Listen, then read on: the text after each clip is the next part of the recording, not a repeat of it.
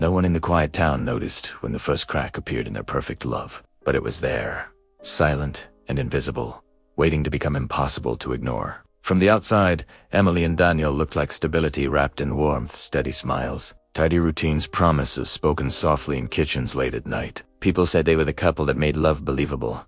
But the narrator of truth was time.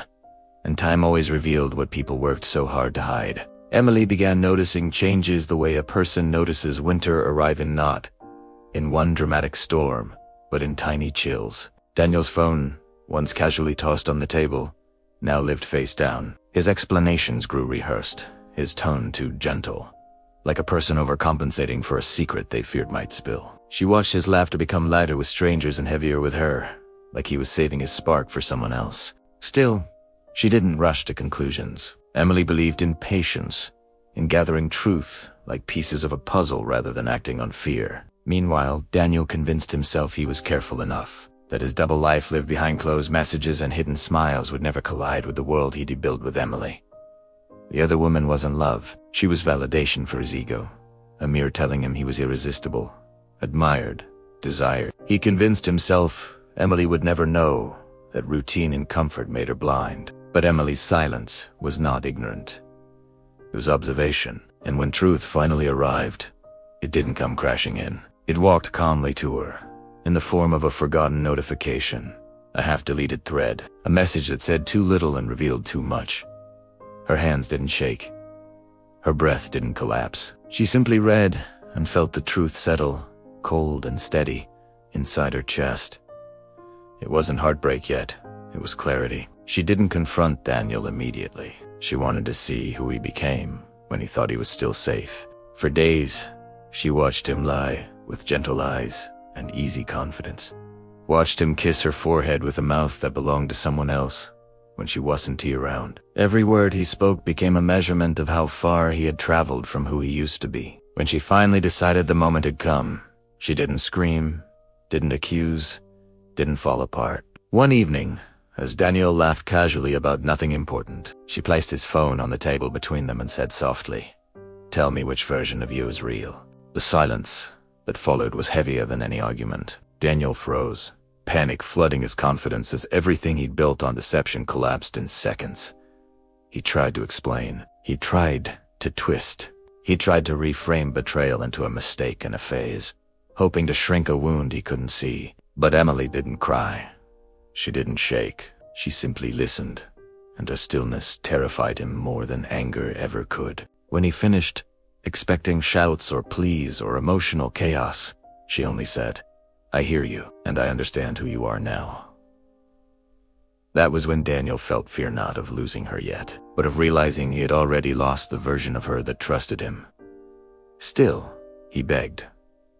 He apologized. He promised forever in a shaky voice that sounded small and late. The most painful part for him wasn't the exposure. It was that Emily wasn't fighting. She was calm, detached, seeing him like a stranger trying to sell sincerity too late. Days passed. He expected distance, but she didn't leave. She stayed. She spoke kindly. She forgave. Or at least, she said she did. Daniel believed redemption had arrived. İbret had gotten away with losing everything by saying the right words. He didn't know forgiveness wasn't a gift this time. It was the beginning of something he didn't see coming. Emily's forgiveness wasn't submission. It was strategy. She began building a quiet emotional distance, reclaiming herself, piece by steady piece. She didn't punish him with arguments. She punished him with peace. She made him believe things were healing while, in reality, she was walking out of the relationship emotionally step by step. Daniel relaxed, thinking the storm had passed. He didn't realize the storm was only waiting to finish in a way he never expected, and while everyone around them still thought they were perfect, a quiet clock was ticking, counting down to the moment Emily would stop pretending to be the woman he believed he still owned. People often think revenge is loud, dramatic, fueled by rage and flames. But Emily learned something far more powerful.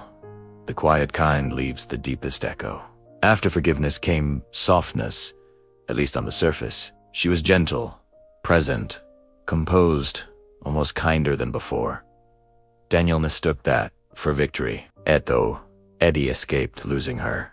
that her forgiveness was proof of unconditional love, that he was still the man she trusted. He didn't see how her eyes stopped searching for him in rooms, how her laughter no longer leaned toward him, how her heart had already unanchored itself. While he relaxed, Emily rebuilt herself, her independence, her dreams, her life beyond him. She strengthened friendships she'd neglected, invested time in passions she'd paused for the relationship, rediscovered the version of herself that existed before him. She didn't need to expose him to the world, didn't need to make him the villain publicly. His greatest punishment would be losing access to the woman who once chose him with her whole heart. Daniel noticed the change, too late. He felt it in small moments, her thoughtful silence replacing emotional dependence, her calm presence feeling distant, like a door slowly closing in a quiet hallway. He tried harder than flowers, promises, sudden romantic gestures he hadn't offered in years. But his efforts felt desperate, not genuine. They were attempts to fix consequences, not character. Emily didn't reject him cruelly, she simply stopped needing him. And nothing wounded him more than realizing he no longer mattered the way he once did. One evening, in the same living room where truth had shattered their illusion, Emily finally ended the story. There were no accusations this time, no evidence laid on the table. She simply said, with steady finality, that she was done. Not angry, not broken, just finished. Daniel behead, truly understanding now. He cried, apologized again, promised transformation, swore he'd spend his life proving himself. But Emily wasn't fueled by bitterness anymore. She was fueled by peace. She forgave him completely and walked away anyway. That was the part he couldn't handle. He wasn't losing her because she hated him. He was losing her because she loved herself more. Time passed, and the town that once called them the couple that made love believable eventually whispered another story. The man who lost everything he thought he'd always have, and the woman who chose freedom over pain. Daniel carried the weight of what he broke long after the mistake ended. The other woman vanished from his life quickly. She was never built for permanence, only for distraction. But the emptiness that followed stayed. He remembered how Emily used to look at him, how trust once lived comfortably between them. And knowing he destroyed something so rare became a quiet punishment he couldn't escape. Emily didn't chase happiness afterward.